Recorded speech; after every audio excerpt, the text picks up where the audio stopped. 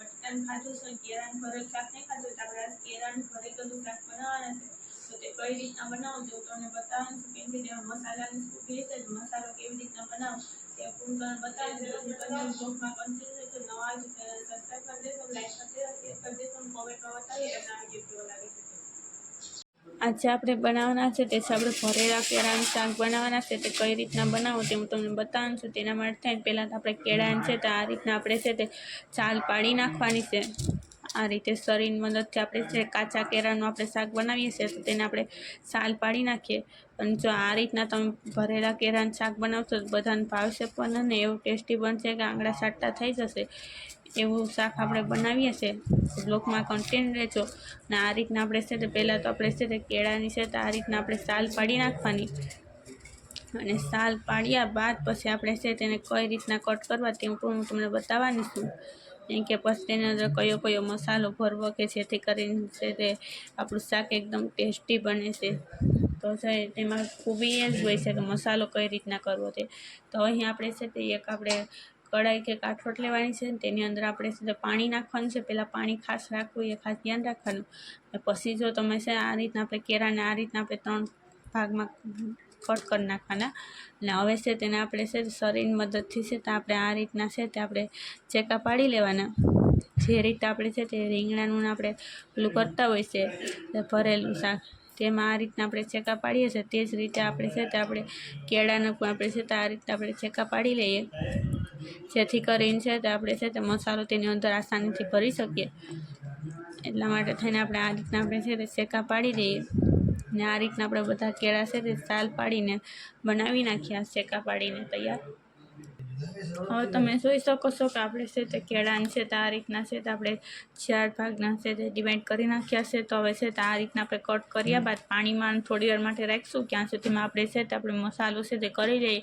જે મસાલાની કેળાના શાકમાં ખૂબી હોય છે, શાક છે તે સારું જ બને છે, મસાલો પરફેક્ટ આપણો હોય છે. તો હવે આપણે મસાલો કરી લઈએ. કઈ રીતના કરવો તે હું તમને બતાવવાની છું.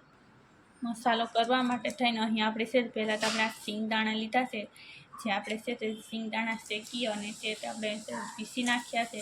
અને તે લીધા છે ને આપણે છે તે આ લોટ છે તે પણ આપણે છે તે ચણાનો લોટ શેકીને જ લીધો છે. અને જો લોટની જગ્યાએ તમે ગાંઠિયા આવે છે તે પણ તમે બજારમાંથી લઈને નાખી શકો છો. ગાંઠિયા નાખો તો પણ છે તે વધારે ફ્લેવરવાળું તમારું શાક બને છે. આ રીતના આપણે છે ચણાનો લોટ નાખી દીધો છે. અને ચણાનો લોટ નાખ્યા બાદ હજી પણ તેની અંદર કઈ વસ્તુ નાખવાની છે તે હું તમને બતાવવાની છું. તેની અંદર છે તો આપણે છે તો હળદર નાખશું થોડીક, તાજી નહીં નાખીએ. 1 ચમચી જેટલી જ આપણે હળદર નાખવાની છે. અને હળદર નાખ્યા બાદ ધાણા જીરું પાવડર આવે છે તે નાખી દઈશું 1 ચમચી જેટલો. ધાણા જીરું પાવડર નાખ્યા બાદ તેની અંદર આપણે છે તે સ્વાદ મુજબ મીઠું એડ કરવાનું છે. તો આપણે છે તેની અંદર આપણે મીઠું એડ કરી દઈએ આ રીતે. અને મીઠું નાખ્યા બાદ હવે તેની અંદર નાખવાનું છે તે છે આપણે છે તે લસણવાળી ચટણી આવે છે તેને આપણે પેસ્ટ આપણે બનાવતા હોય છે તે આપણે યુઝ કરવાના છે. તે આપણે નાખી દઈએ. અને તે લસણવાળી ચટણીનો પેસ્ટ નાખ્યા બાદ હવે જે નાખવાનું છે તે છે આપણે છે તે સૂકો ફુદીનો આવે છે તેનો પાવડર આપણે લીધો છે. આ રીતે સૂકો ફુદીનાનો પાવડર તે પણ આપણે ઘરે જ બનાવેલો છે સૂકવીને. તે આપણે નાખી દઈએ. ત્યાં અહીં આપણે છે તે 1 ચમચી જેટલો આપણે નાખી દીધો છે. અને હવે તેની અંદર નાખવાનું છે તે છે આપણે છે તે ધાણા આવે છે તે લીધા છે, લીલા ધાણા તે નાખી દીધા છે. હવે નાખવાનું છે તે છે આપણે છે તે ખાંડ છે તેનો પાવડર આપણે નાખી દઈશું. કેમ કે ખાંડનો પાવડર નાખશું એટલે છે તે ખટ મીઠો આપણો છે તે મસાલો બની જાય. એટલા માટે થઈને આપણે જે ખાંડનું હોય છે તેનું આપણે પીસીને રાખી છે તો ત્યાં નાખી દઈએ 2 ચમચી જેટલી. અને તે નાખ્યા બાદ હવે તેને આપણે છે તે સારી રીતના પહેલાં તો મિક્સ કરી લઈએ. પછી આગળ કઈ વસ્તુ નાખવાની છે તે હું તમને બતાવવાની છું. હવે તમે જોઈ શકો છો કે આપણો બધી મસાલો છે તે પરફેક્ટ મિક્સ થઈ ગયો છે. મિક્સ થયા બાદ હવે તેની અંદર છે તે આપણે લીંબુનો રસ આવે છે તે આપણે લીધો છે. તે પહેલેથી જ આપણે છે તે કાઢીને રાખ્યો છે તે આપણે નાખી દઈશું. જો તમે જેટલો નાખો છો તે પ્રમાણે છે તીખાશ હોય છે તો તેનું બેલેન્સ થઈ જાય છે આની અંદર લીંબુના રસથી. એટલા માટે થઈને આપણે લીંબુનો રસ છે તે નાખી દઈએ. 4 થી 5 ચમચી જેટલો આપણે લીંબુનો રસ નાખ્યો છે. જેથી કરીને ખટ મીઠો આપણો મસાલો બનીને રેડી થઈ જાય. હવે તેને આપણે આ રીતના છે તો આપણે મિક્સ કરી લઈએ લીંબુનો રસ નાખ્યા પછી. એટલે ખટ મીઠો છે તો આપણો મસાલો બની જાય. અને પછી તેની અંદર હજી પણ નાખવાની છે વસ્તુ, એવું કંઈ નથી કે હવે નથી નાખવાની. તમે જો પછી જે મુજબ તમે તીખું ખાતા હોય છે તે મુજબ તમે બનાવી શકો છો। અને આ રીતના હવે છે જોઈ શકો છો કે આપણો છે બધો મસાલો છે તે મિક્સ થઈ ગયો છે લીંબુની સાથે। તો હવે છે તેની અંદર કઈ વસ્તુ નાખવાની છે તે હું તમને બતાવી દઉં છું। હવે તેની અંદર આપણે છે તે લોટ છે તે પાણીથી આપણે છે તે ભેગો નથી કરવાનો, આપણે તેલ નાખીને જ આપણે લોટ છે તે ભેગો કરી દઈશું। આપણે મસાલાવાળો લોટ કરીએ છીએ તેના માટે થઈને અહીં આપણે છે તે અત્યારે તો આપણે 2 ચમચી જેટલું આપણે તેલ નાખ્યું છે અને મિક્સ કરી લઈએ। જો મિક્સ ન થાય તો ફરી પાછું આપણે છે તેમાં આપણે તેલ નાખી દઈશું, પણ આપણે એકસાથે છે તો વધારે તેલ નથી નાખવાનું, થોડું થોડું તેલ નાખીને પણ તમે છે તે મિક્સ કરી શકો છો। અગર વધારે તેલ પેલું થઈ જાય છે તો પણ છે તે આપણો મસાલો છે તે ચીકાશ પકડી લેશે। એટલા માટે થઈને આપણે તેલ છે તે બહુ નહીં નાખવાનું, થોડું થોડું કરીને નાખવાનું જરૂર પૂરે પ્રમાણે। આ રીતે પછી આપણે એવું લાગે કે નાખવું પડશે તો આપણે થોડુંક નાખવાનું, બાકી નહીં નાખવાનું। પછી આપણે છે થોડુંક નાખી દઈએ।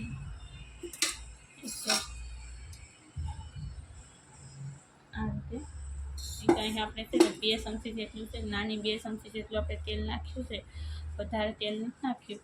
અને આ મસાલો આપણો છે એકદમ ખટ મીઠો આપણો મસાલો બનીને રેડી થઈ જાય છે। હવે તેને આપણે છે તે આપણે સારી રીતના મિક્સ કરી લઈએ।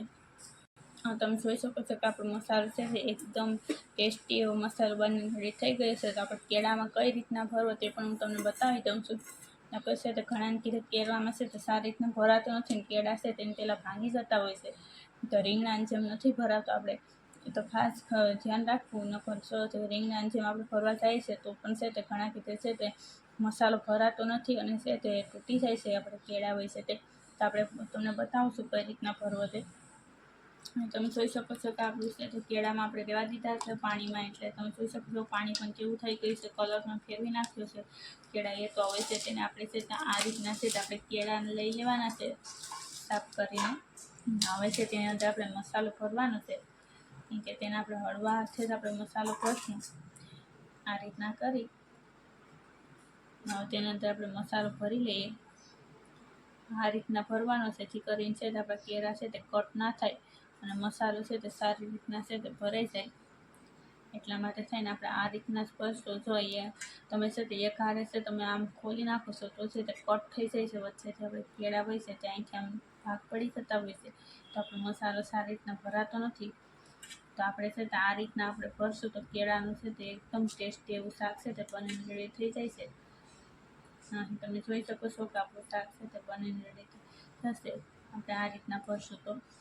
અને આ રીતના આપણે છે તે બધા કેળાને છે તે ભરી લઈએ આ રીતે। આ રીતના આપણે બધાને છે તે સાફ કરીને આપણે ભરી લઈશું। તમે જોઈ શકો છો કે આપણે છે તે કેળા ભરી લીધા છે। તો હવે છે તો આપણે કેળા છે તો આપણે આ રીતના ભરશું એટલે છે તે ચારે કિનારી કોરે ભરાઈ જશે અને ક્યાંય પણ રહે પણ નહીં, બાકી એ રીતના આપણા કેળા ભરાઈ ગયા છે। તો હવે છે તો આપણે વઘારવાના છે, તો કઈ રીતના વઘાર કરવો તે હું તમને બતાવવાની છું। અને તમે જોઈ શકો છો કે આપણું છે તે તેલ ગરમ થઈ ગયું છે, આપણે કંઈ કુકરમાં મૂકી દીધું છે। તો હવે એમાં જીરું નાખી દઈએ અને રાઈ નાખી દેવાની છે।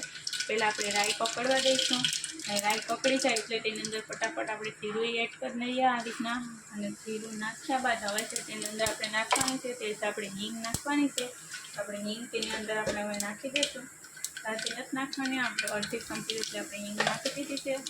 હવે તેને આપણે પકડવા દઈએ થોડી વાર માટે, રાઈને જીરુંને હિંગ નાખ્યા બાદ આ રીતે।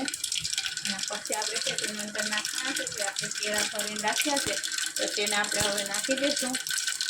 તો પછી આપણું તેલ થઈ ગયું છે, રાઈ પકડી ગઈ છે, તો તેની અંદર આપણે નાખી દઈએ આ રીતે કેળાને। આ રીતના આપણે બધા કેળાને નાખી દઈશું અને ગેસને આપણે છે તે સ્લો કરીને જ નાખશું એટલે વાંધો ન આવે। આ રીતના આપણે નાખી દઈએ બધા કેળાને। આપણે કેળા બધી નાખ્યા હોય તેને હલાવવાનું કઈ રીતના છે, પહેલાં આપણે કુકરને આ રીતના હાથમાં પકડી લેવાનું છે ને પછી આપણે હલાવવાનું છે।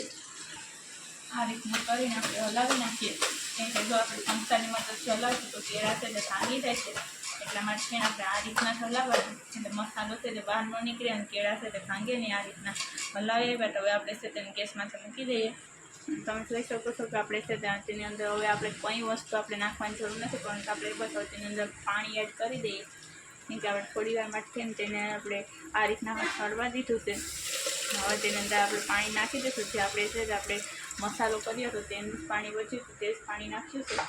હવે છે તેને આપણે છે તે આ રીતના આપણે એટલું જ પાણી નાખવાનું, જેટલા કેળા ડૂબે છે એટલું આપણે પાણી નાખી દીધું છે, વધારે પાણી નથી નાખવાનું. અને હવે છે તેને આપણે છે ઢાંકણ પેક કરીને આપણે ચડવા દઈશું. હવે તેને આપણે સીધા ઢાંકણ છે તે આપણે પેક કરી દઈશું. ગેસને આપણે હવે હાઈ કરી દઈએ એટલે છે તે સીટી હાઈ થઈ જાય. આ રીતના હવે તેને આપણે ચડવા દઈએ. હવે તેને આપણે 3 સીટી થશે એટલે આપણું છે શાક છે તે પરફેક્ટ સળી જશે. હવે તમે જોઈ શકો છો કે આપણે 3 સીટી બાદ છે તો આપણું શાક સળી ગયું છે. એટલે મેં છે નીચે ઉતારી લીધું છે. અને કેમ કે આપણે નીચે ઉતારીએ તો થોડીક વાર માટે ઠંડુ થઈ જાય છે એટલે છે તો આપણું ઢાંકણ ખુલી જાય છે.